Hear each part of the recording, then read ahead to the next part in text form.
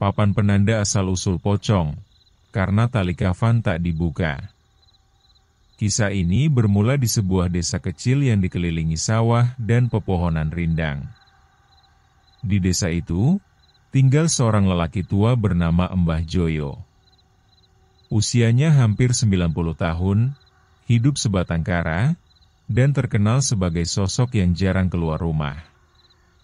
Suatu pagi, warga menemukan Mbah Joyo sudah tak bernyawa di dalam rumahnya. Wajahnya tenang, seolah meninggal dalam tidur. Warga pun segera mengurus jenazahnya. Tapi karena hari sudah sore, pemakaman dilakukan cepat-cepat. Dalam tergesa-gesa, mereka melupakan satu hal.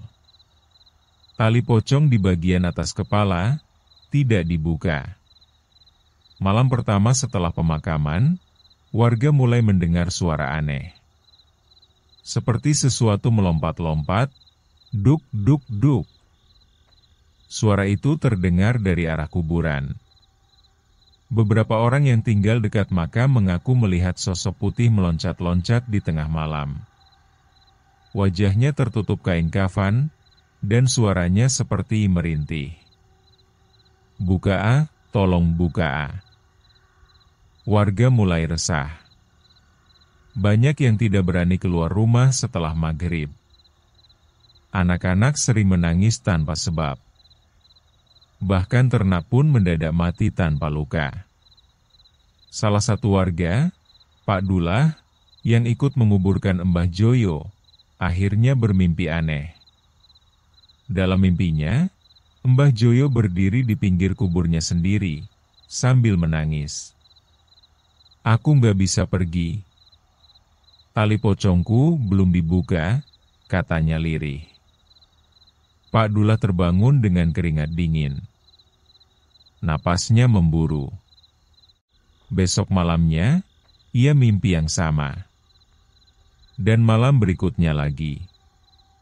Akhirnya, ia memutuskan untuk bicara dengan tetua kampung dan beberapa warga lain. Mereka sepakat untuk melakukan penggalian kembali. Meski dilarang adat, mereka percaya arwah Mbah Joyo tidak tenang. Malam itu, mereka menggali dengan diam.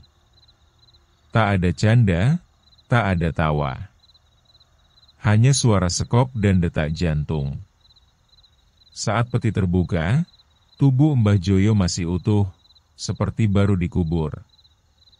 Tapi yang membuat mereka tercekat, tali di bagian kepala masih terikat. Kuat, seolah baru diikat. Dengan gemetar, Pak Dullah memotong talinya. Dan saat itu juga, angin bertiup kencang. Bau bunga bercampur tanah basah memenuhi udara. Beberapa orang mengaku melihat bayangan putih melayang perlahan, lalu menghilang ke udara. Sejak malam itu, desa kembali tenang. Tak ada lagi suara loncatan. Tak ada lagi mimpi buruk. Tapi warga desa tidak pernah lagi terburu-buru saat mengurus jenazah. Karena mereka tahu, jika tali kafan tidak dibuka, arwahnya akan terkurung, terjebak, dan pocong itu akan berkeliaran. Minta tolong sampai ada yang membuka talinya. Kalau kamu melihat sosok pocong melompat malam-malam, coba dengarkan baik-baik. Barangkali dia tidak ingin menakuti. Barangkali dia hanya ingin kau membantunya. Membuka tali yang lupa dilepas.